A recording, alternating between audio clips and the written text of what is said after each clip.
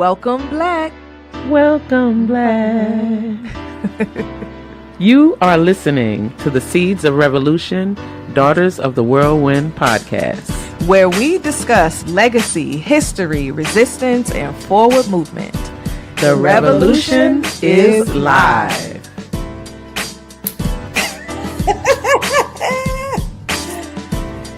Hey sisters. Hey y'all. I got my sisters.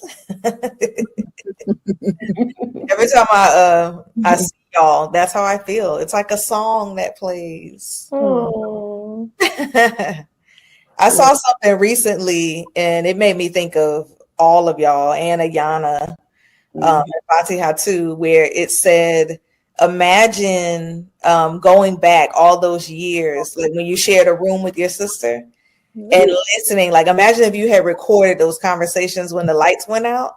Oh, yeah. And I thought of Ayana because we shared rooms, but I thought of all of y'all and like all the conversations that we've had and just all the richness, of our childhood and our sisterhood. So precious. Oh, I love it. I didn't have to share a room with y'all, but Yeah, I know. I just shared a room with Ayana, and that was for a little time. Very small. So small, I don't even remember. Yeah, I think I only shared a room with Ayana. Yeah, you did. Because I was like, not. No. You was like, nah. We were on road. I even remember at Avon, I even moved to that little room. Oh yeah, on the side. The little room. Like you love that little space. Like it's kind of like you loved it. You made it your little space too. Yeah. That was like, I was like, nope, y'all can have your own room. I will go right in here. And you happily did. Yeah. It was cute too. Yeah. It was. And I remember why we did that. Because that was right after our grandfather Elijah passed. And Taywan didn't want to sleep in the room ever again. Like, she was like, no, not doing it. I was traumatized. It's so ironic that we're talking about that because the anniversary of the 30th year, right? Of the passing of his passing. Yeah. Get you all choked up, right? It's just like, and we brought that up because that was the reason, that was the catapult of us all having those moving parts. And that little room was I just loved it. And that was honestly the first time I lived in there after he passed. He came to visit me in that space. Mm-hmm. Wouldn't it be, this would be the 31st year? 31st? Yeah, because he passed in 1994. You're right. Yeah. I'm just thinking I was 17 then. Yeah. And it happened before I turned 18. So yeah, that's what I'm thinking about. But. Yeah, I was 11. So folks, we're talking about our grandfather, the General Elijah Adegbalola, who passed away on June 24th, 1994. Yeah. So yeah. So salute to the General. Yes. Thank you to him because a little peanut butter. Yes. And I was able to get a little. I can't have anymore because I can't have peanuts. Yeah. I was able to get my bedroom nook. So, all things, some things, you gotta look at the brighter side in life. Yeah, and I was so shook because he actually passed in my bed. Like they laid him in my bed. I wasn't in the bed. Just folks were like, what's going on? They told me to get out of the bed, and then they laid him in the bed. And I remember he took his last breath in the bed. And it was hours after, he died. Yeah, he passed. Yeah. We all heard the moan, like the sound. Yeah. I remember that. So that was really kind of like my first introduction also to like transitioning and not knowing that it was going to be something that we would, come up again. Yeah. I don't even remember who called me. Aunt Laverne called me. I do remember. Mm-hmm. And I was at work and I lost it. Yeah. I was still in New York. Elijah.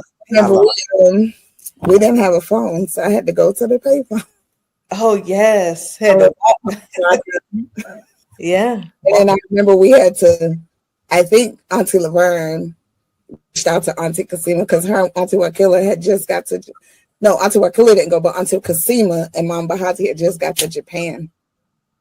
Oh wow. Same day. Mm-hmm. And they had to turn. And look at all the connections. Yeah. We know the connection, but our guest today, there's a connection to Japan. Yeah. So you'll learn about shortly. But yeah, those who have died have never left. The dead are not under the earth. Yeah. Yeah, I've been feeling his spirit and just the spirits of our parents too a lot. Like since we last met, and just more and more. I think since their transition, since Daddy's transition, it's just so potent and so powerful. I love that, the conversation went from sisterhood to ancestorhood. Our first experiences with that, which is again another connection to what we're talking about today. We have a very special guest. All our guests are so special. But this person is the granddaughter of the woman who held the body of Malcolm X, as he took his last breaths. And that woman's name was Yuri Kochiyama. Sister Yuri, Mama Yuri is somebody who was a comrade and friend of our parents. We consider family, a sweet woman, sweet little woman. She was. She was one of the few people who could, well, not even could. Mommy wouldn't challenge her. Yes. We would get there. And if I said I wanted something and she said yes, I look at Mommy and Mommy would just turn. She wouldn't even say nothing because she know Yuri would have been like, "Leave that baby alone." Right. If I knew if I wanted something sweet and I'm going to Yuri's, I'm getting it. I'm like, It was so gentle and just nurturing. She was so sweet. She came to my wedding. I don't know if y'all remember that. I remember. I have a picture. Yeah. Somewhere. She always, no matter where, what was going on, if it was something important to family, especially those she considered family, she showed up. And that was the beauty in it, and just being a little girl to be able to see her as a teenager, it was just like in awe, and even to have people, I've had people come to me and be like, I saw your colorings when you were 6 years old on Yuri Kochiyama's refrigerator. Like, wow. Yeah, because we would always leave something. Yeah, she would encourage it. Yeah, she's very engaging. Because a lot of adults can tend to be dismissive to children or like go that way, or just ignore you altogether. But she was very like, oh no, I recognize your presence, and I'm gonna honor that, and it was authentic. I really appreciate that about her. And, we do not in any way want to just reduce her to the person who held the body of Malcolm X. So we're going to talk a lot about, who she is. Because as I said, so many layers. As I said earlier, those who have died have never left. So we're not speaking in the past tense, but who she continues to be through the work of her granddaughter. And so, Efuata, Princess Mdaiyah. Yes. So we are, just very pleased and just very honored to have our sister Akemi Kochiyama here with us today. We are going to bring her to the stage. Hey, Akemi. Hey. You're on mute, sis. You're on mute. Hey, how you doing? Good. How are you? Good. It's good to see everyone. Yes. So welcome. Thank you. To our platform. Thank you for even accepting the invitation to come forward. And thank you for inviting me. Absolutely. I'm going to read your bio, but I just wanted to give a little background to why we even chose to bring Akemi on today. During probably 2 years ago when Baba Uncle Mutulu had passed, Akemi and I somebody was like, you should call Akemi, and there's a lot of things y'all should talk about and just bring back. And so we just started talking, and it was just like the stories. We were just talking for about an hour, just going back and forth about just the stories and the connections, and how, even though we're all grown and doing our own thing, we're still connected to the root, to the foundation of who our parents and our grandparents were and our aunts and uncles. And one thing we said was we was going to stay in touch now and even start to implement different, programs and things that we could all do together that heightens not just who our ancestors or, our legacies, but the things that we're doing so that our children can be more involved as well, because we all have children now, and our children, don't all pretty much know each other like the way we all know each other. So I just wanted to, give that little understanding of, why we're here today, and then connecting the dots of who we are. So here we have Sister Akemi Kochiyama-Ladson. She is a Harlem-based writer, scholar, activist, and nonprofit consultant. The granddaughter of human rights activist Yuri Kochiyama, Akemi is the co-editor of Passing It On, a memoir by Yuri Kochiyama, and co-director of the Yuri Kochiyama Solidarity Project, YKSP, where she leads outreach and education programs centered in history and solidarity. The mission of the YKSP is to carry on Yuri's commitment to working in support of struggles and movements for civil and human rights, and providing opportunities for students and educators, artists and activists, communities and movements to come together to learn, build, and organize at the intersections of social justice. Akemi's writing and work is focused on cross-racial, cross-movement solidarity, self-education, and BIPOC community building, BIPOC community building. Thank you, Akemi, for joining us once again. And we're honored to have you here today. Welcome. Yes. Thank you. It's so interesting to see your faces. I know, I sent pictures. I found some pictures of you guys as like kids. I'm sure you have. Oh. Yeah. Your grandmother's house, your grandparents' house, to me, like in Harlem, I was saying to my sisters earlier, my mother couldn't tell her no. So if I said, Yuri, can I have? She would say yes, and I knew I was getting it. So yeah, so many people pass through that house, Oh my God. I still live on the same street, so I passed Oh, through. wow. Oh, okay. Yeah. I was going to say, if those walls could talk, my goodness. So for our listeners, I believe, a good amount may know or may have heard the name Yuri Kochiyama. But could you do us the honor of telling us and telling our audience a little bit about your grandmother? Okay, well, thank you. I would say that Yuri, I say first and foremost, she was an activist, right, for for human rights, for social justice. But she was really, I would say she was a soldier on the front lines, right, of numerous movements, of many interconnected movements and united struggles for human rights, for social justice, who worked, mainly in Harlem for her first 40 years, maybe from 1960 to 2000. But then she moved to Oakland in 2000, and then she continued her work there, for another decade. But, I think she's a really important activist, that people should know more about now because of really her commitment to sort of broad solidarity, right? In a broad struggle against white supremacy and imperialism, right? Really, which I think, she would have she defined herself as an anti-imperialist, as a radical international anti-imperialist first and foremost, because, it was really about what she learned from Malcolm, right, was that, it was really first and foremost about human rights and human dignity for everyone, right, for all oppressed people.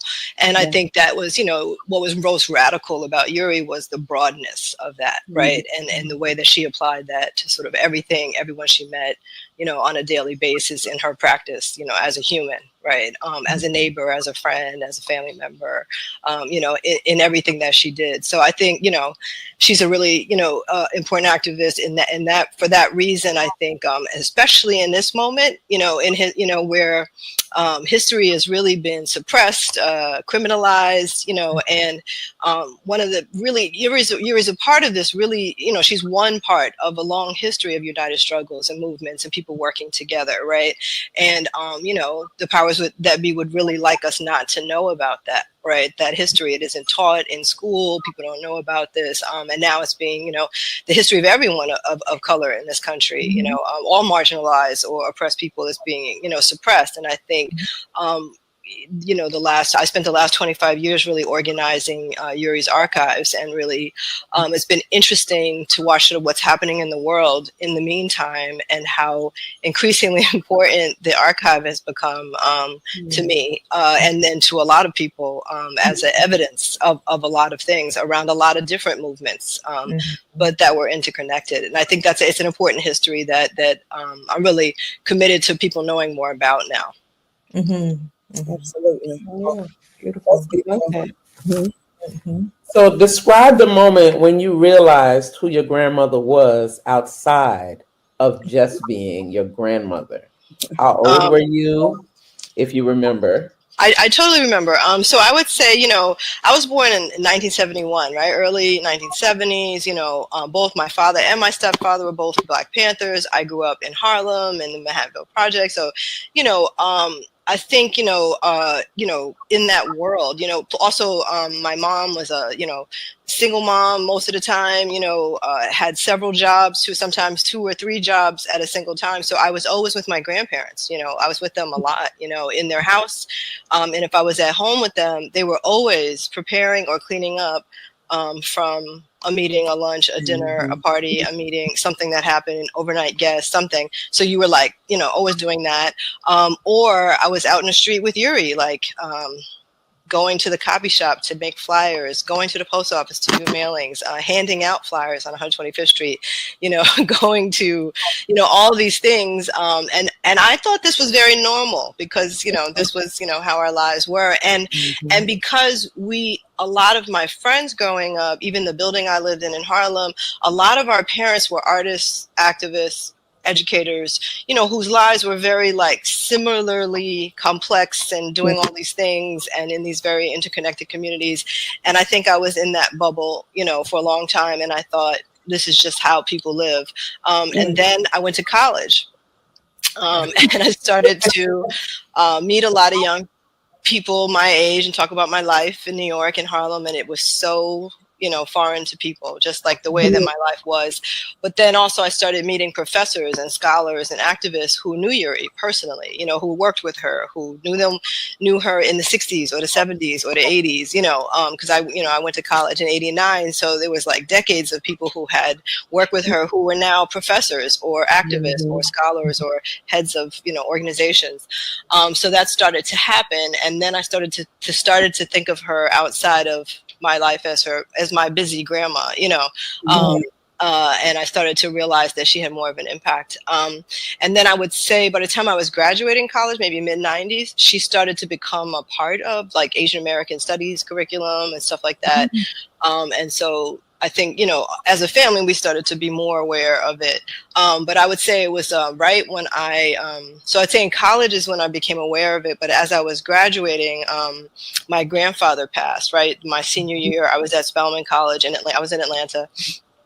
And my grandfather passed, and so I had to kind of step into a lot of the stuff that he was doing, right? Because all of my grandparents' children had moved to California, and I really started to realize, how incredibly busy and complex her life was, and on the road and, traveling and speaking and the speeches and keeping track of all the stuff and the mailings. And I had to step into that and shopping and cooking and all of that stuff because my grandfather really did all of those things. And I started to also realize how complex that life was, right, on the road, outside of our family, which I had never, really seen before. And I started to travel with her, and go with her to, when she was on the college speaking circuit, or just go with her to high schools and schools around New York City. And that was a very interesting experience, I think, to start to see her in that way as I got older. Nice. Okay. Yeah, that's powerful.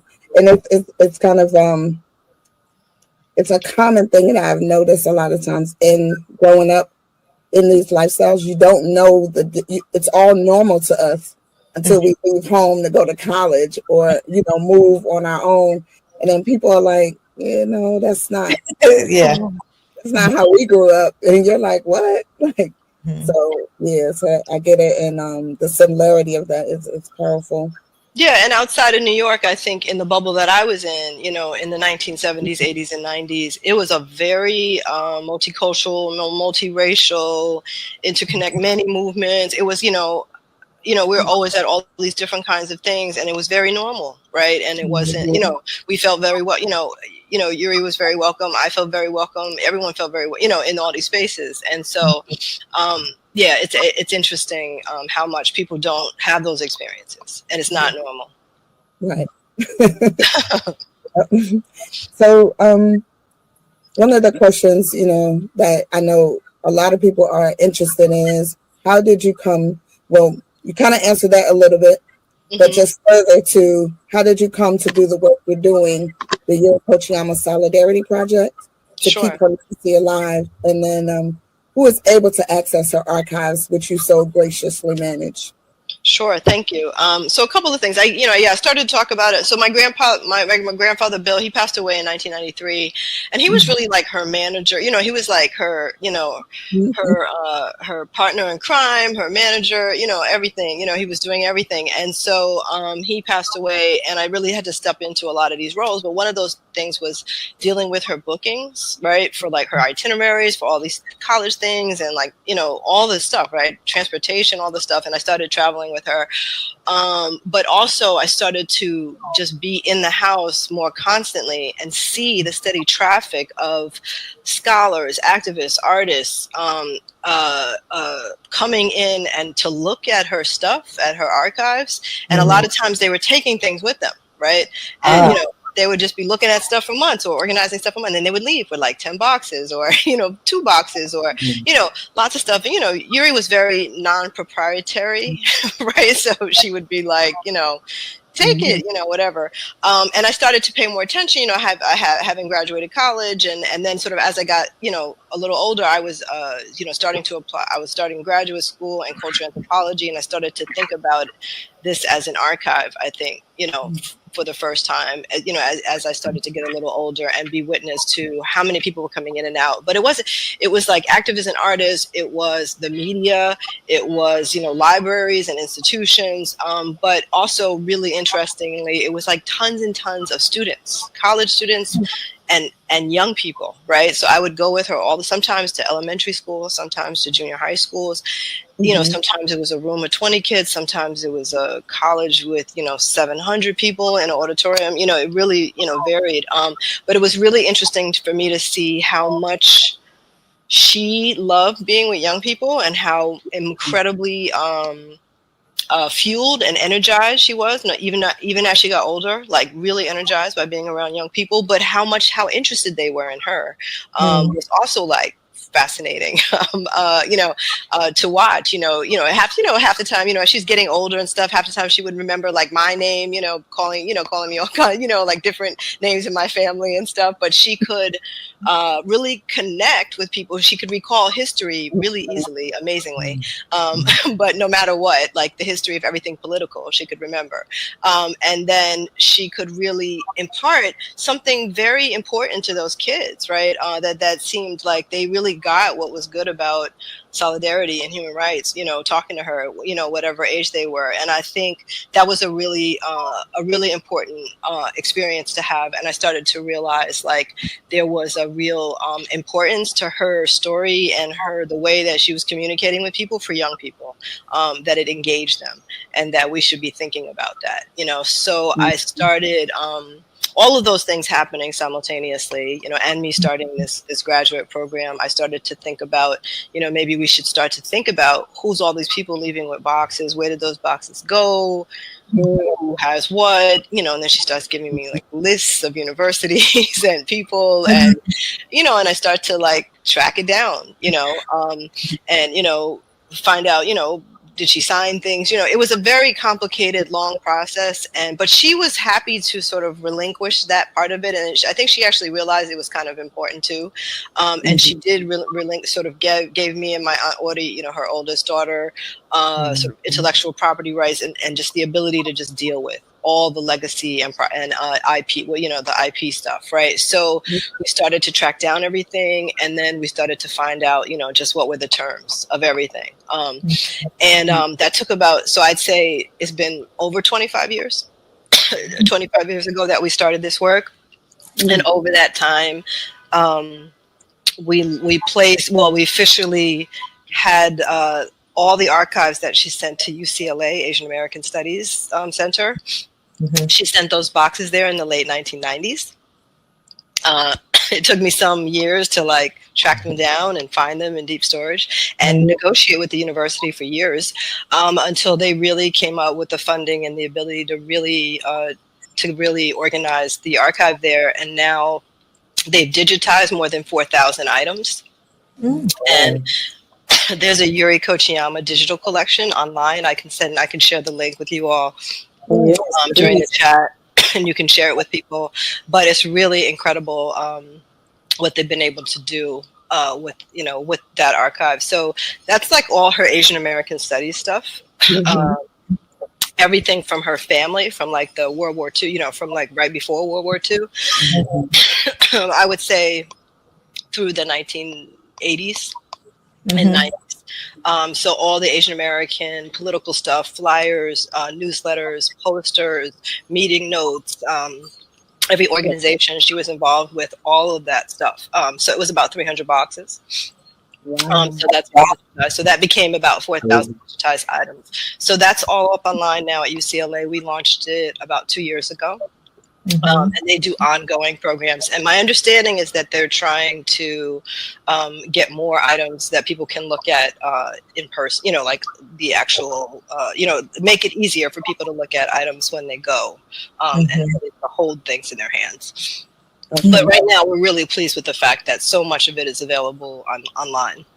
Yeah, that is. I love that. Yeah, that is a long time, but it was worth it. And I continue to find things in there that surprised me that I didn't know about my own family. So that was really cool. So then we spent the last 15 years working with a number of universities trying to find the best place, and we ended up landing with Columbia University Rare Books and Manuscripts Library, which is managed by the Lehman Center for American History, and that's in the Butler Library on Columbia's campus on 114th Street. And actually, it is fully accessible. We also gave over 300 boxes to them. That is all of her Black liberation, international movements, civil rights, all her Malcolm correspondence, sort of everything that she did in Harlem, that was sort of Harlem based. So that's all at Columbia University. Anyone, you don't have to be a student there, or you don't even have to be a student. Anyone with a valid ID and an email address can make an appointment online. And actually still, even with all the crazy stuff happening on the campus, you can actually make an appointment, and they send you a QR code, and you just go to the campus gate with the QR code and your ID, and you go into the library and you have access. You can actually go online and see what's in. They have all the boxes listed by category, and then you can say, I want to see these boxes, so that when you get there, they've actually pulled them for you already. So it's very, and you have them, I think, for the day or a couple hours. So so those got placed. They went public about 3 years ago, but we just had a conference to publicly launch them this past May. Wow. In Harlem. But yeah, so, that's a bit, it's an incredible experience to do that, but also, an interesting also relationship to be in with Columbia University at this moment, in time. And, but, one of the things, just to be clear, one of the things that was so important to us as a family was who could guarantee the most public access to the archive. And after talking to, it took 25 years because we talked to everybody who does archives, Princeton, Stanford, UMass, all the schools that have big Black liberation archives. Those are the schools actually that have them. Columbia was the only one that guaranteed a lot of things, public access, in perpetuity, our family's intellectual property rights in perpetuity, and then also the proximity to Harlem, I think was really important to us. And I don't know if you guys know, you guys know 120, Manhattanville is literally, it's a 10-minute walk from the Rare Book and Manuscript Library, right? So, you could walk down Broadway and you're there in 10 minutes. So one of the things I'm working on is developing programs so that students and young people who live in Manhattanville can actually come to the archives at, the Rare Book and Manuscript Library and have access, right? And, their own history, what happened in Manhattanville, and that's been, a really important sort of inspiration point is I did some workshops in the Manhattanville projects, about 10 years ago. And I was so amazed by how inspired and moved and excited young, Black and Latino kids in Manhattanville now were learning about Yuri and all the people, including Malcolm and all these people that came to Manhattanville projects. They felt so proud of that. I think in a way that really, sort of changed my perspective about how do we engage with young people growing up in these communities now about their own history, like where they live. They don't even know, so it was, I think that was a really big part of us also choosing Columbia, because Columbia is willing to make that space available to, kids in Harlem. Wow. Yeah. Congratulations to you. The amount of stuff you said, I'm like, wow. Yeah, how big is the archive? It's very large. So I don't know how many boxes it got broken into.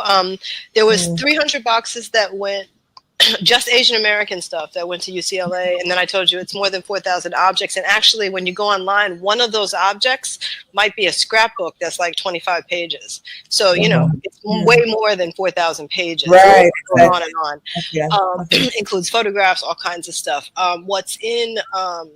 New York is just really, it's incredible how much they were able to organize everything. So lately, what's been great is the last couple of years, I've done some lectures in the archives with students in the racial literacies teaching program there. So all these young students learning about this archive, and I've seen some amazing zines that some of these students are doing using archives. I mean, like mind-blowing stuff that these graduate students are doing, in the archive. So anyway, one of the things I recently read was a dissertation of the graduate student.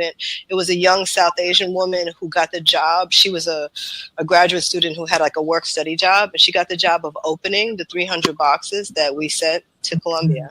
So she spent the whole year of her life opening the boxes, right? And then she had never heard of Yuri. Wow.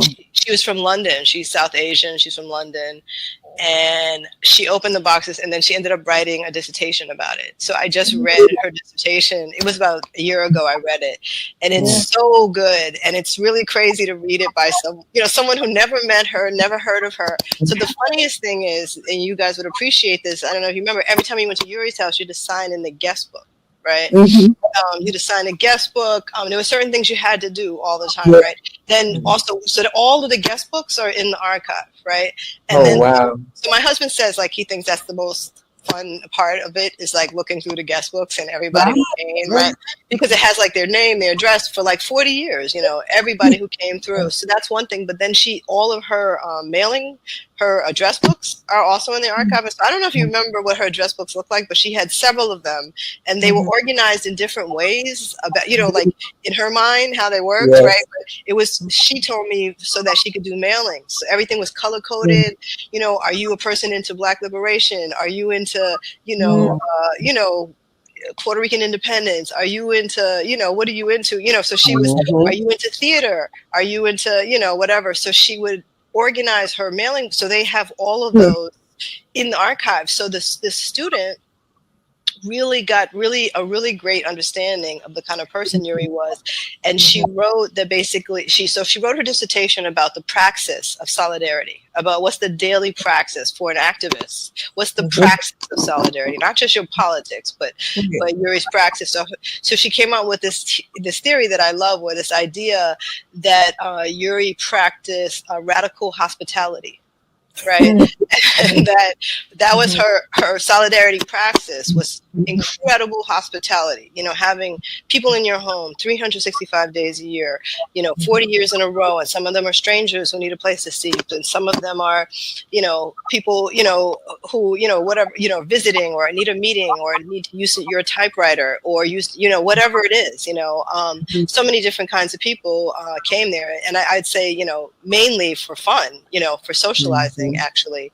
But I thought it was great that she really captured like the warmth of that and all the love of that. And that was really, it really didn't matter if it was political. It was really just about being hospitable, so, anyway, so it's a really interesting, thing. And this is all through this archive experience, right? Her just reading through these boxes, So anyway, it's been an interesting experience for me, I think, to watch people. And I keep meeting like graduate students. I met these dancers recently who took one of Yuri's speeches and did a dance, like a solo dance piece to her speech. And that was like, so amazing. A couple of different dancers have done this. So it's so interesting to see, how people interpret, archive in different kinds of ways, right? And these are super young people, like in their 20s, and, they would never have met Yuri, but I think these are all people of color too, who I think really feel, something it really strikes them as important. Yeah, they feel a connection. Yeah. Especially the young lady who did her dissertation on it. Like, that's amazing. I would love to read that, and I love that theory of radical hospitality. You may have heard us, but we were talking about spirit early on in the conversation. And as you were talking, I'm a person that loves to ask like multiple questions, so they'll kind of be in what I'm saying right now, and you can respond to it if you like. But as you were talking, I was thinking about just you and your spirit and what drew you, because like we talked about, we in so many ways inherit the work of our parents, of our grandparents, ancestors, and I believe a lot of that work is spirit work, right? And going back to the theory of radical hospitality, like moving beyond the social, the cultural, the political, but just heart, just having that open heart. And it made me think about, okay, in the same way that these youth were drawn to the work, you also were drawn to it because you're the granddaughter, but you didn't have to, you're not obligated or required to carry on this legacy. And so I'm curious as to, what is it that's within you that said, okay, I am the one, I am the one. I don't know if you were appointed. Maybe you were appointed. I don't know. But no, some of my family members are like, thank God you wanted to do this. Right? Yeah. It's just so happy to have somebody else do it. Right. But I'd say it's a couple of things. I think growing up in that household, I was with Yuri, trailing her, to the post office and, doing the mailings and literally walking with her on the street. And I say, a lot of these people don't know how much Yuri supported the arts and grassroots theater and the Black arts movement in the 1960s and 70s. And I'd say, I feel like I went to all those performances with her, right, as a child, and, just sort of growing up in that, I think I thought it was really beautiful. It was like really beautiful, people just are really beautiful, in at least in that world, in that experience. Right. And I think it's been great for me to travel and go other places and, go to places, go to an HBCU and be in Atlanta and, and then go, I ended up at one point going to London, when I was in college, and I did a semester there, and just being in different spaces, seeing how much history people don't know, how ahistorical people are, how narrow people's understandings are of things and of people, and how they can be and how people can interact as humans. It's actually like shocking to me. Sometimes I think over time I've realized, that, I'm very lucky to have grown up in the very progressive, mixed, bubble I was in Harlem in the 70s and 80s at that time. And a lot of us who grew up in that time, right? Grew up in that, you guys grew up in that space too. And I think there was a lot of struggle and a lot of, growing up in that environment. Also, there was times and things that were scary and disruptive or, not smooth or whatever. But I think that we saw a lot of courage and beauty and love, incredible levels of generosity and love. And I think I just always wanted to be in that space, I think that and I still do, and luckily, because of the work I'm doing now, we're developing freedom schools. When about 10 or 11 years ago, we did this Yuri Malcolm mural project in Harlem, and I worked with all these young activists who were also artists and educators, and we ended up doing 7 public workshops throughout New York City, so that it could be designed by a community, multiple communities, right? So I worked with these amazing artists who know how to organize such a thing. And we did everything from, we did a Know Your Rights workshop for like 500 high school students at the Audubon Ballroom, where Malcolm was martyred. We did a public whole day event at the Brooklyn Museum with like families and children. We presented in all kinds of communities, and including the Manhattanville projects. And it was such an incredible, rich experience. And people were just so interested, so energized, so loving and generous. I still run into kids who were involved with painting the Yuri Malcolm mural in Manhattanville, and they feel very protective of the wall. They have a lot of ownership. It's great. It's like become like their story, as well.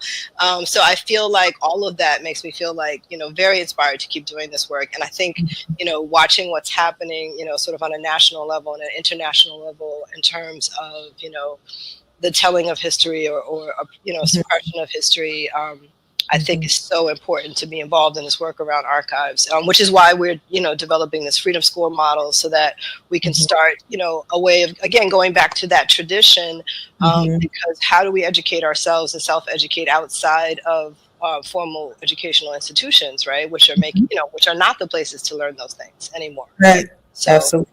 How do we keep doing that and empowering ourselves in that way? So I feel, just very excited. Like, I feel like that's one of the things I could be doing now to address what's happening. Absolutely. I look forward to getting in those archives. Yes. And I didn't realize that it was so extensive. So, I mean, again, I said congratulations and just thank you for that work, because it's so important. As we know, all of our stories are being erased or co-opted. So it's so important when our stories and our legacy, like in tangible ways, are in the hands of people who actually understand, and who love, who actually have love for the people, like the person behind all of the material. So I appreciate you for that. And talking about this moment, you mentioned, what's happening on the national, international scene. And your grandmother was such a principled person, activist, movement builder, comrade, as it related to solidarity. You talked about that guest book, for example, that had, I would love to look through that myself, look at the diversity, of people. But we're also in an age, I appreciate, the examples you provided, the doctoral student and the different students who are engaged in the material, inspired by the material.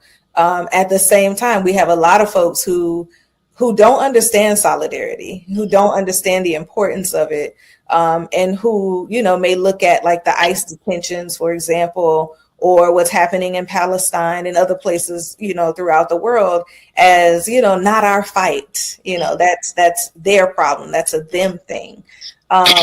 What would Yuri Kochiyama instruct us, or instruct, those who feel as if, our struggles are disparate and separate? How can her legacy help to instruct us in this moment? So I would say I'm pretty sure that Yuri would probably, quote Malcolm, right, and say that, she learned from Malcolm how important it is to know your own history, right, and then also other people's history, right, because if you really know your own history and you know other people's history, you actually know that your histories intersect, they overlap, things that have happened to other people have happened to you, or vice versa, that our histories are connected and our struggles are connected, right? So the more that you study history, Malcolm was a big scholar of history, right? He really understood. He studied revolutions in the third world and what happened in Asia and Latin America, and he understood what the relationship was to what was happening to Black people in the United States, and that it was not an isolated event, right? So I think Yuri would always credit Malcolm with understanding that, and I think I would say that it's pretty clear to me that really understanding our histories, then as humans, right, we would understand for those people who don't think that what's happening to immigrants impacts them, right? Just if they just go a generation back or two or three, probably not even more than one generation back, right? They could relate to this experience, or to the danger, to this insecurity, right, of this experience.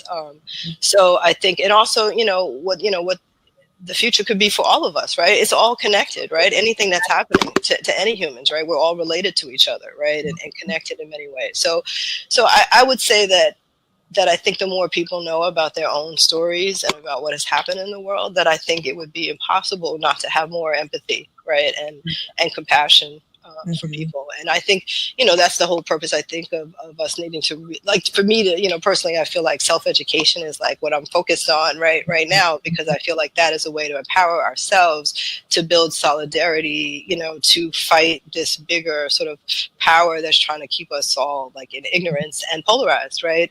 And one of the things Yuri talked about constantly was polarization, right? That this was this very, very, very dangerous thing, right? Polarization, and like we're watching that happen, before our eyes, all kinds of polarization, right? That has people at each other instead of working together. Right, absolutely. Yeah. I was going to say, you answered my question a little bit, but I do want to ask you to delve in a little bit more. What does it mean to you to inherit this legacy of resistance? And not just biologically or culturally, but spiritually and ethically. And how does that guide you in your day-to-day life? That's a great question. What does it mean? I feel like I definitely do feel a ancestral obligation, or to do this work, but in a very positive way. I think I mentioned to you, my father was a Black Panther, my stepfather was a Black Panther. Then my mother was an activist, and my whole family. Everybody, everyone in our whole family, and our it didn't just jump a generation. No, right, exactly, right, and our whole extended family, right, and so I think just being in that atmosphere, right, of people doing that, I think it's like kind of contagious. It's sort of hard not to, what did Yuri used to say, the movement is contagious or something like that, right? Because I think it is, right, and it's very energizing and very empowering, and it's a great sort of social network to be, people are cool and it's fun, and people are talented and smart and educated, so I think I just feel like very drawn to it very naturally, to doing this work, and I love talking to people. I think I'm still getting a degree in cultural anthropology right now, and I think it's really because I'm a people watcher and I like to watch people, and I think I loved growing up in Yuri's house. As you guys know, one of the things that she used to do, as you walked in the door, she would introduce you, say your name, and then, introduce you to every single person, go around the room and name every single person. And then everyone got a label, like what they did, where they're from, Mm-hmm. And I think it was such a funny thing to watch, over and over and over again. And the way that played out.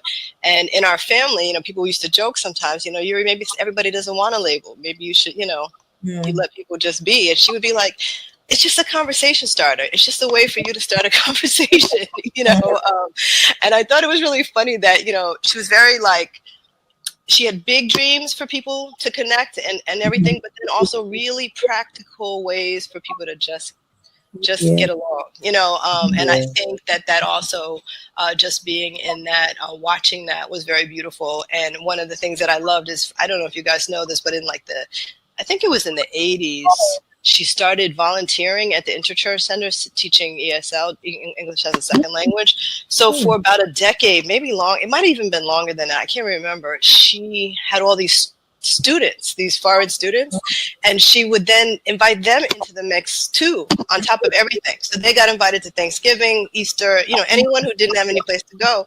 And we just thought this was so funny as a family because they have no context for anything, Yuri's involved in. And, she would, invite them into that space, and just watching that play out. And often these people didn't even have much English, and she would often sit me next to someone and say, this person is from, name your country, and say, talk to them, and she would walk away, and I'd have to find a way, and she did this to me over and over and over again. And I tell my kids this, and they're like, that would be terrible, that's horrible.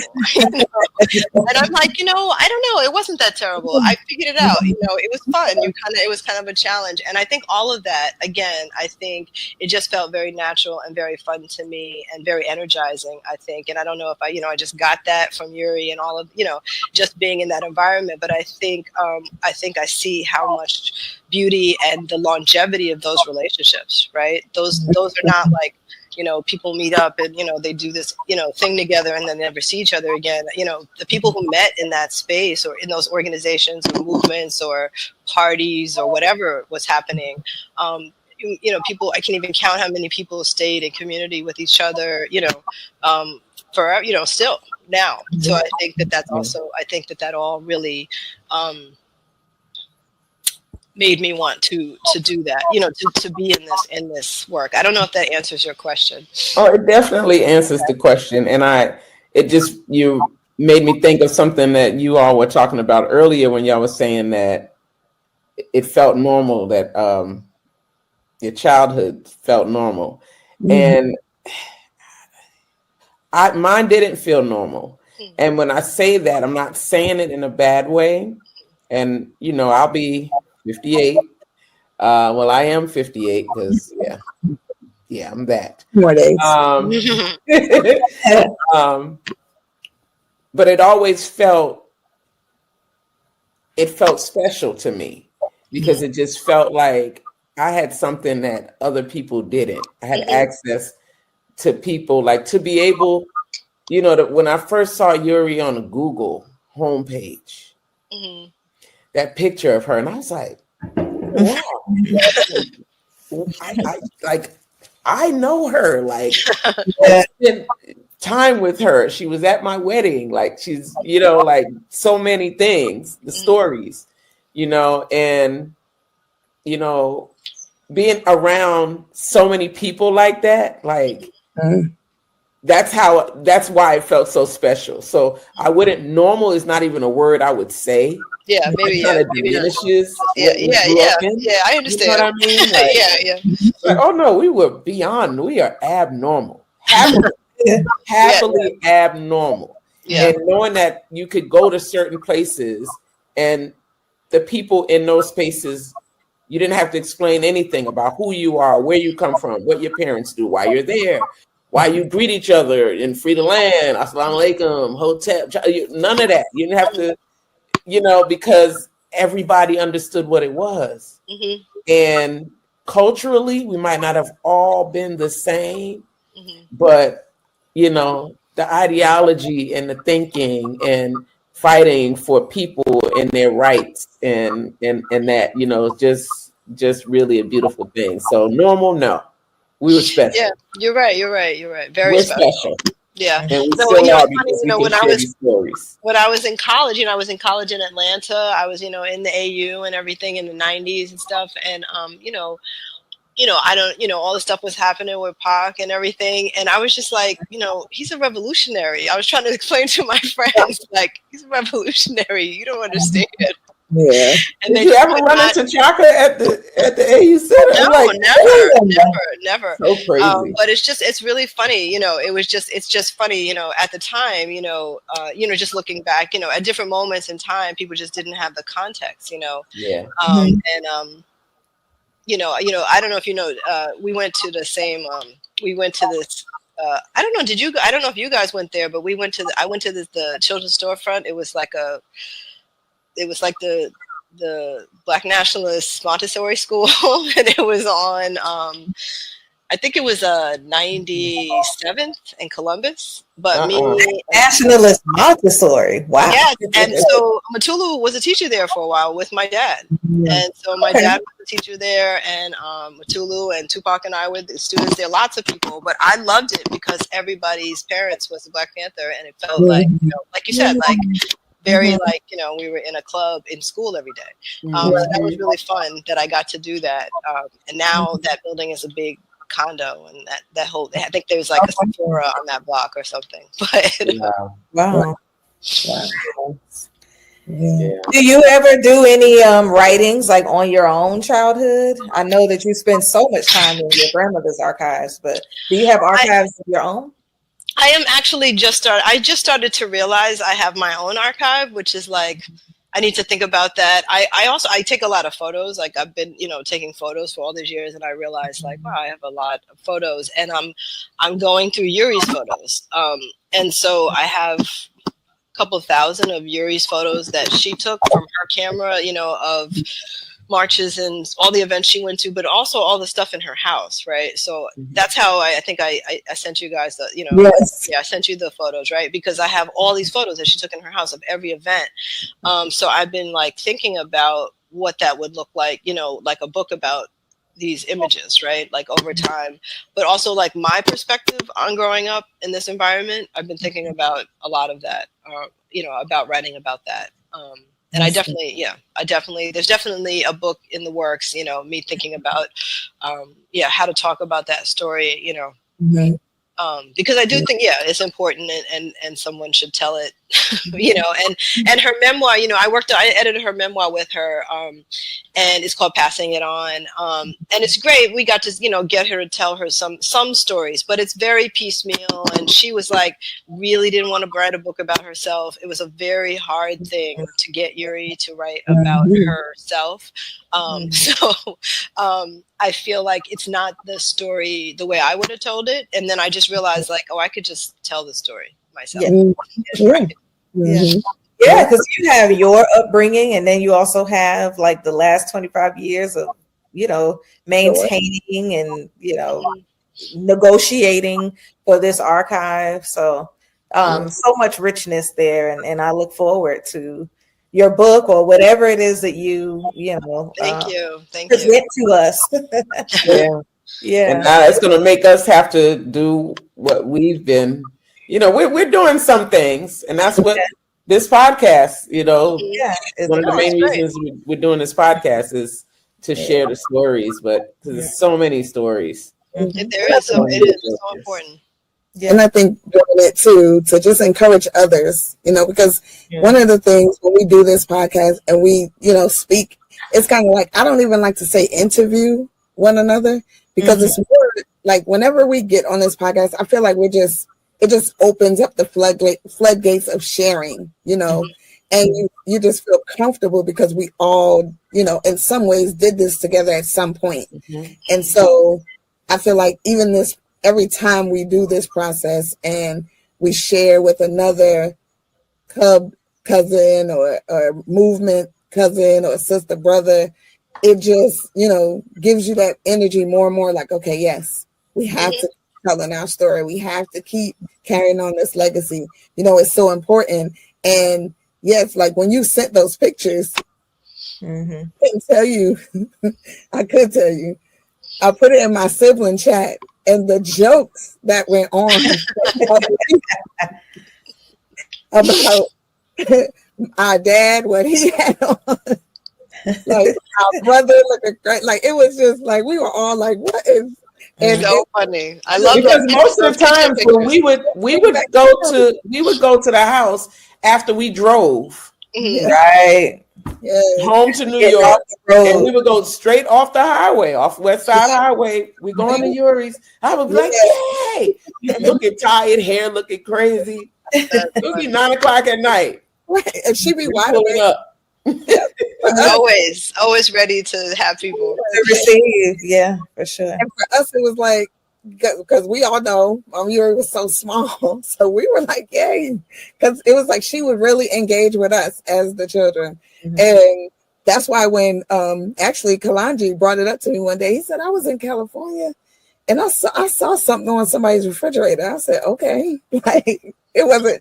And he said, yeah, it was your drawings from 6 years old on Yuri Kochiyama.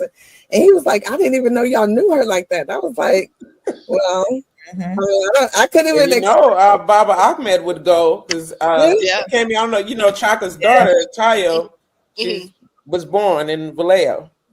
Her mother's from there. Okay. And so my father used to go all the time to take her back or pick her up, to bring her to Atlanta for summer or holiday or whatever. So he would plan it so that he could go and see Yuri and spend some time with her. And then go get Tayo and then come back, so. No, it's so great. I know. And I used to see so many people at the, I used to see a lot of people at the pilgrimage all the time. Like over the years, sometimes you would see people at the pilgrimage, like after not seeing them for a long time. But I haven't been in a long time, but it's just so interesting. Like, I've been going through all these photos and I have about 20 years of pilgrimage photos. And I definitely, have him in those pictures too as well. Yeah, that's definitely an archive right there. Just the pictures, and there was appreciation for the pictures too, because as you know, because of the raids and the separations of so many years, we lost in our life. We don't have a lot of pictures. So we brought those. We was like it was things that we've never seen our father look like that, or we don't remember it, right? So ourselves. So it's just good to to have those memories and then to be able to connect them to something so wholesome as being at Yuri's house and then having dinner or just us just going there because they had a meeting.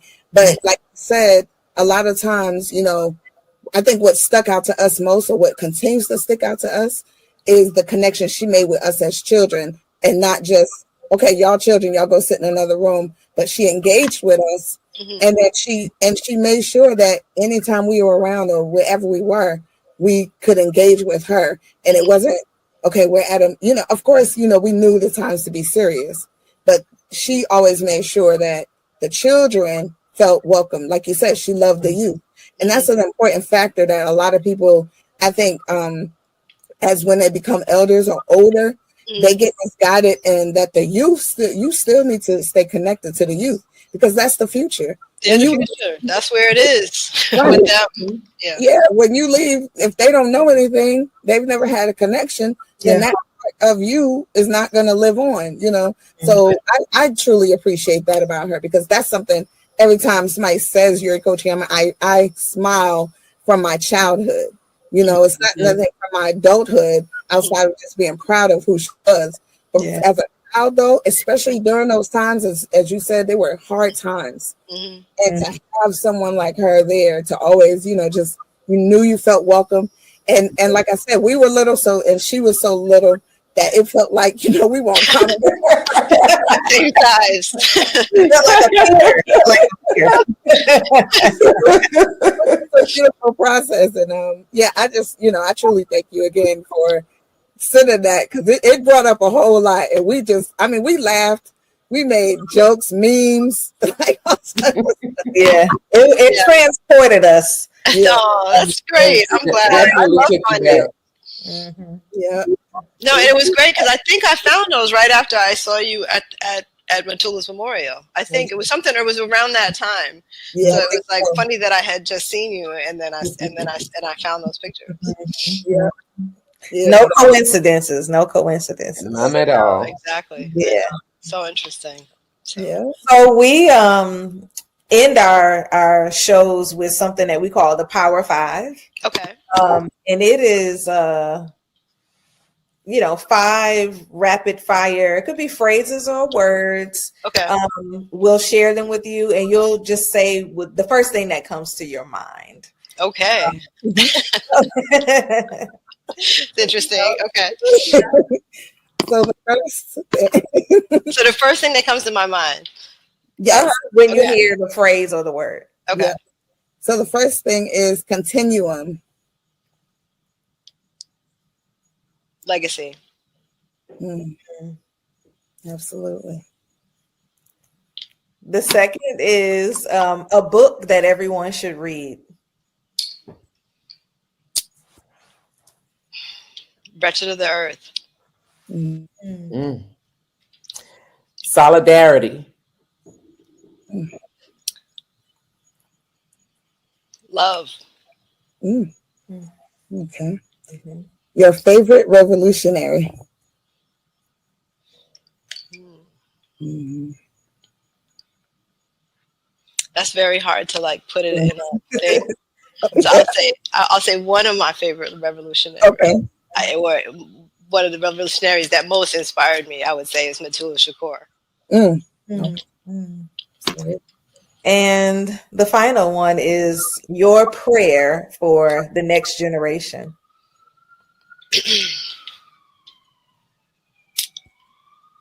I would pray that they know their history.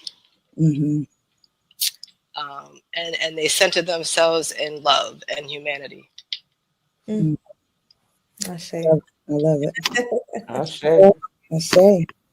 So before we get out of here, could you share the name of the book again for everyone and let them know where they can find it? Oh, Yuri's memoir. Mm-hmm. It's called Passion for Justice. Mm-hmm. And I think you could just get it on Amazon. I'm pretty sure. It was UCLA Asian American Studies Press that published it. Okay. But I'm pretty sure it's that's how you can order it. You might be able. I don't know if you can actually order it from their press, but if you just Google it, but that's where I think I've ordered it the last time. Okay. So Passion for Justice, and then the other one that you co-edited. Oh, that's the one I co-edited. Okay, pass it on. Passing it on. I'm sorry. Okay. Passion for Justice is the movie. Sorry. There's also a really good documentary called Passion for Justice, right? Okay. By Third World Women's Newsreel. Okay. Which is really good. Which aged really well. They did it in 1999, and I watched it recently, and it's actually still really good. And then Passing It On. I think it's called Passing It On: a memoir by Yuri Kochiyama. And that's the one I co-edited. Okay. Yeah. And so that can be found on Amazon. Okay. Yeah. And it is. It's there. Okay. I know people have a preference for where they want folks to go. Yeah, right now I feel like that is where it is. Okay. You know what? I should look and see if UCLA is still able to sell it directly. Okay.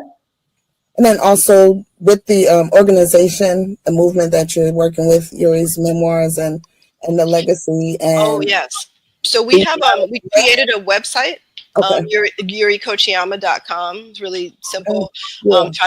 So part of what we did in the last couple of years is we started this organization, the Yuri Kochiyama Solidarity Project. And then, so as, to build our freedom schools, to, start to organize more, formalize a lot of the partnerships that we created through doing all these workshops and different things that we've done over the last 10 years. I realized we needed an organizational entity to do it.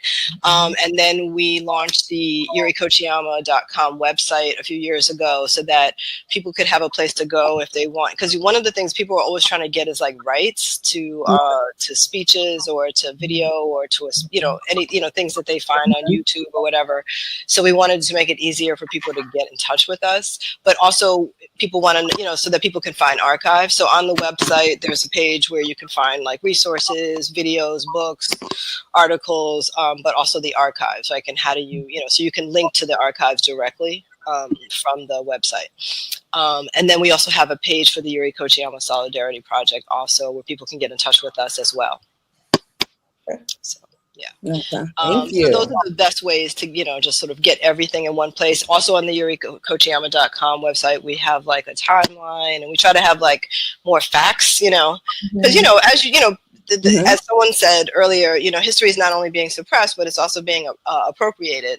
And so, one of the things also that sort of has sort of motivated me to get more involved in managing Yuri's legacy and intellectual property is I have seen really inappropriate uses, right, of quotes from her, of her image sometimes that I realized, like, oh, you do have to pay attention, right? And someone has to be paying attention.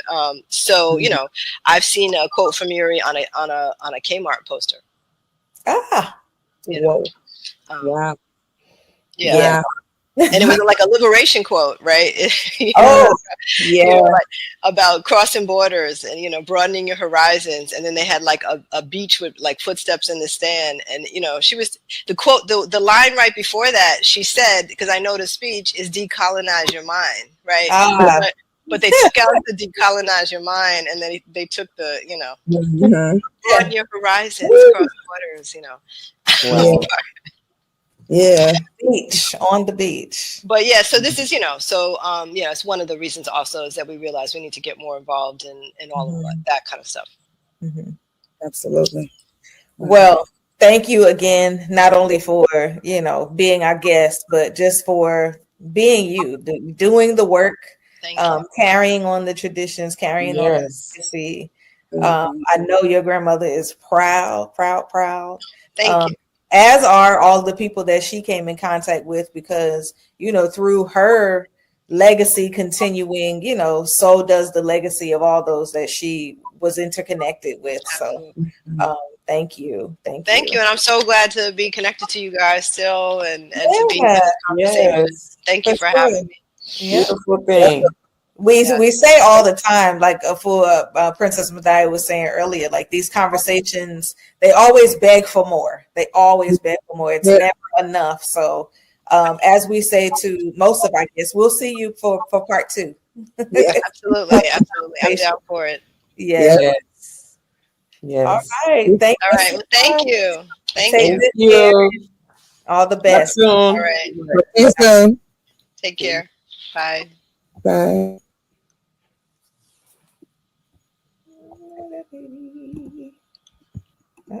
There we go.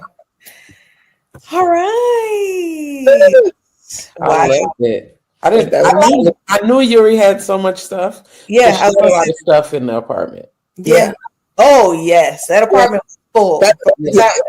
You walked in, it was packed. Yeah.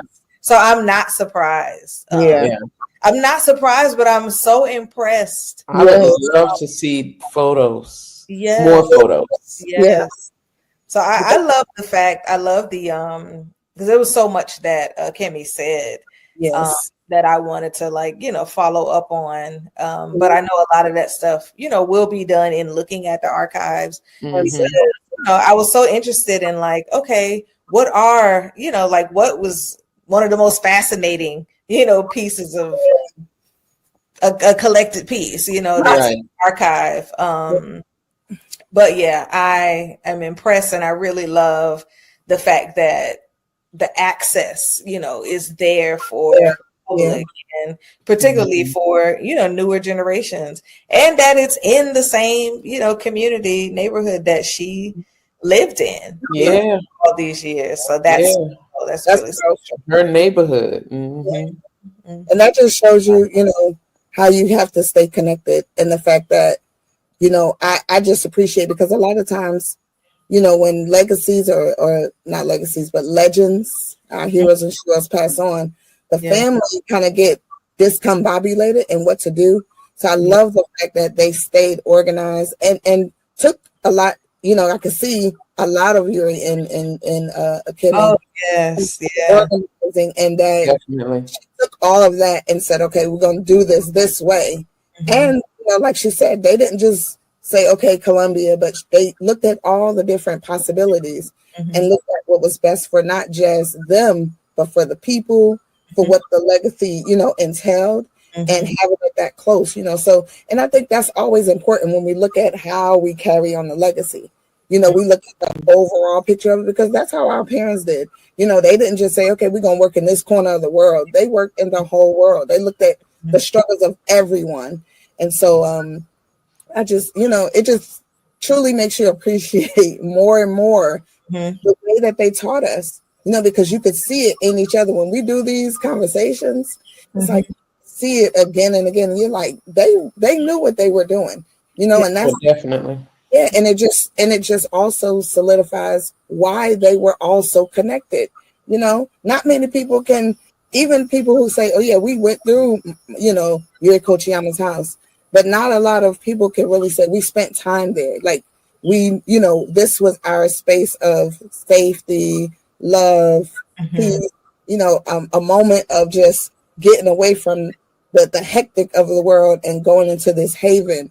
And so, it's just good that, like she said, that I'm happy we're still connected to her, because I know her grandmother is happy that, we're all still connected, because they did this, and they didn't do it for all of us to be like, okay, they did it so that we could stay connected throughout our years for generations, because the story, it don't end with them, it just continues and continues. So I just, the more we do this, it's just like, okay.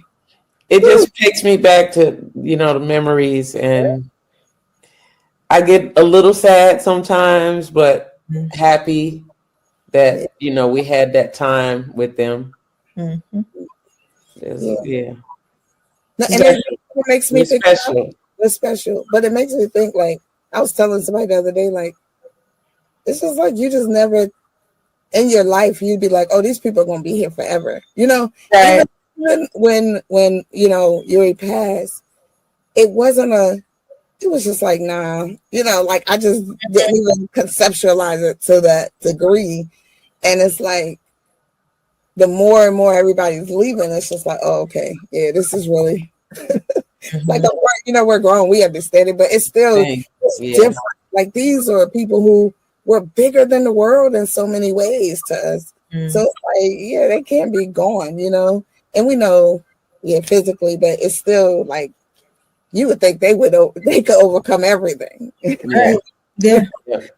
Yeah, because that's how special, they felt. And as we talked about earlier, how special they made you feel. And I was thinking about that house and just the history, knowing that you had, like, Black Arts Movement pioneers, like reading poetry in your living room and, doing play readings and like things that, people just, I guess you would imagine in a movie, that was happening.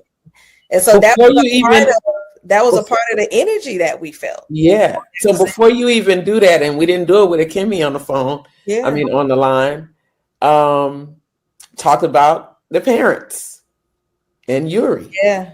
We did. How she connected them. Yeah. Oh yeah. Yeah, I remember Daddy said that. Yeah. I was like, oh. Beautiful story. Yeah, that was I think when we were at the hospital, and Daddy was telling us about his list of attributes. Yes. Our father had a list required. He had a list of requirements, but and a list of women, and he put certain markings by who met the most. Who had the most character. And we said, oh, you had a list, but like, oh, okay. Okay. And Sister Falani rose to the top. As you can see. And was highly recommended by Kochiyama. Yeah. Woo! Thank you, Yuri. Right, yeah, thank you, Yuri, for that. Hey, you know. Yeah. We love it. Yeah. Great episode. Great episode. Like all of them. You know, it's always just because you get more and more and more. Yeah. It's like and you know what it is? I feel like it's kind of like just bringing back more of what we've missed so much of growing up, because you know, like Aiyisha, you said, you don't look at it as normal, but special. But then also in that specialness, there was a lot of stuff that was just either shoved to the back or forgotten, because some stuff we just had to keep moving so fast and keep going. So when we having these and we just talking to other pockets of our life, because that's what it for me, it's like filling up questions, or just like, oh, I remember something. That's why I remember that, or that's why that happened. And so it just, you know, it really is fulfilling. And I'm just really grateful that we're able, you know, that we've come together to be able to do this. Yeah, this is a form of therapy for me. Yeah, it's affirming. It's affirming because things happen. Like, you know, I think we're reiterating, you know, that same sentiment that things happen at such a fast pace. And then even the things that are happening are so layered and complicated. And you just cannot process it in the moment. And so a lot of this really is processing in this moment. In this moment. And so it's really affirming even to hear, like, oh no, that was my experience too. Or that, you know, that's what I took from that. Because there's so much in the memory bank. There's so much in the memory bank. And I say that as the youngest.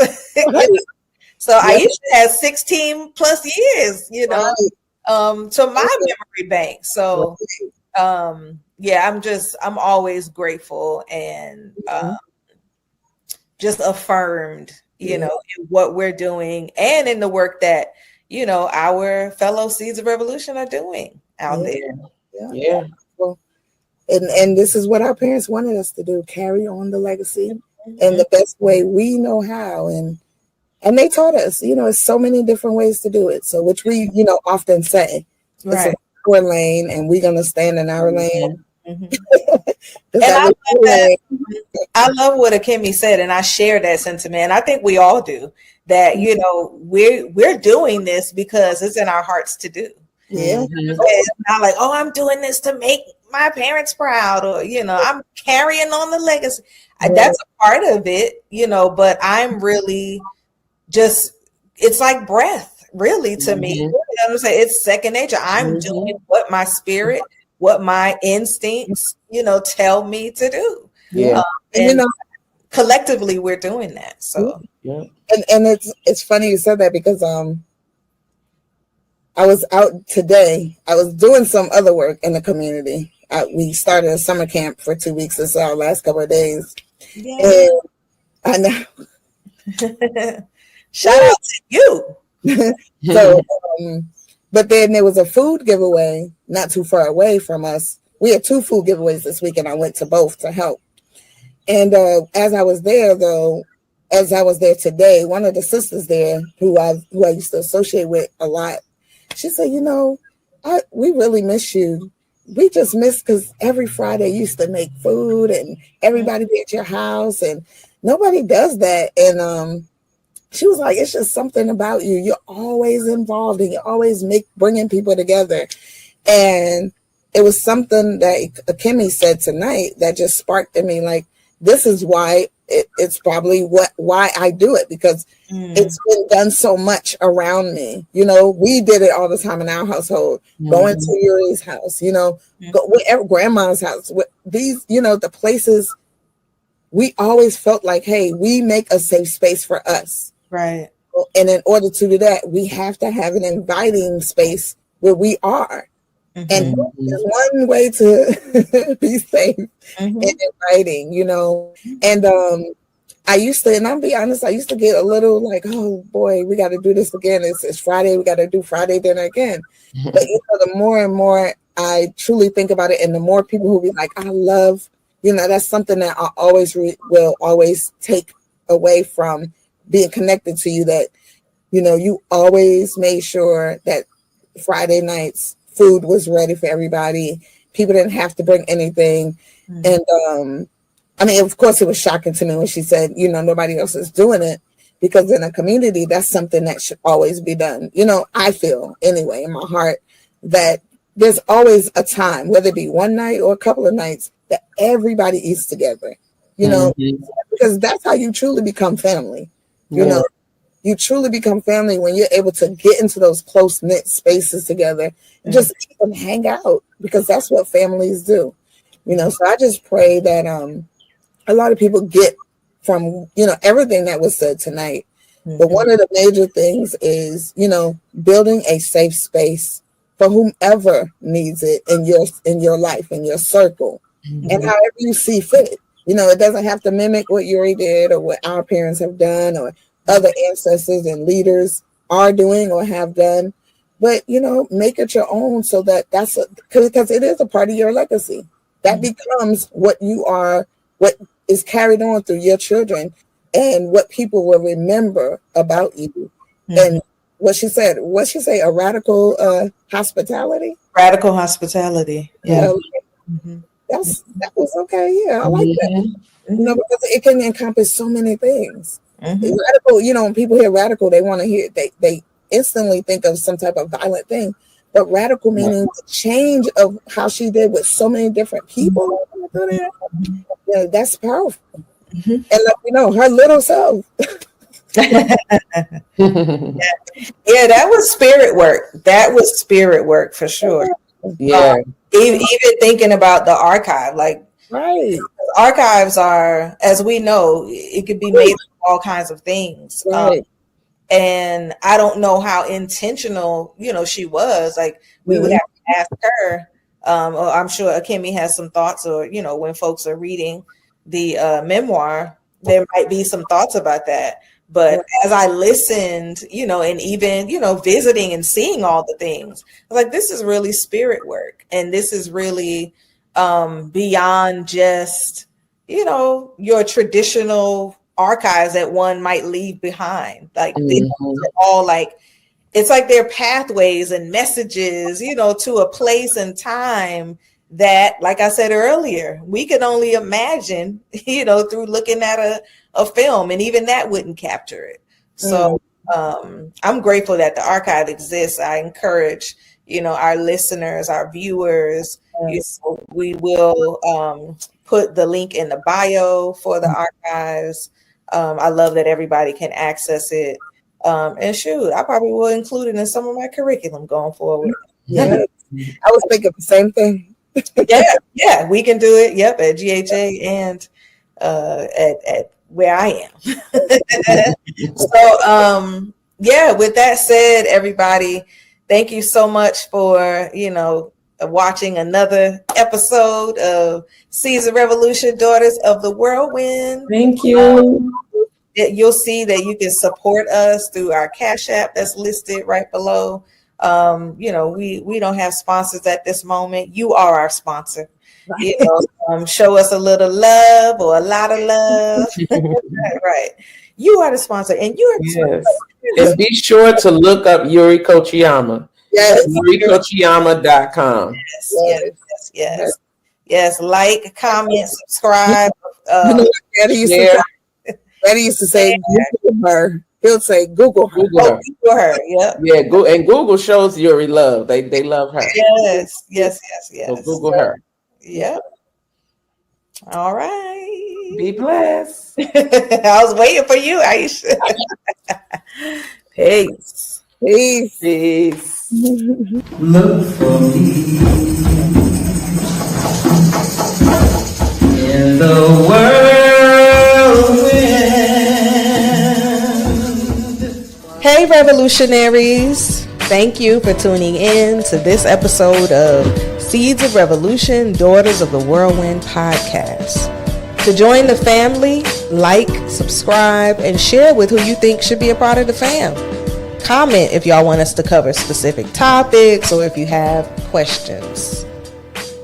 Peace.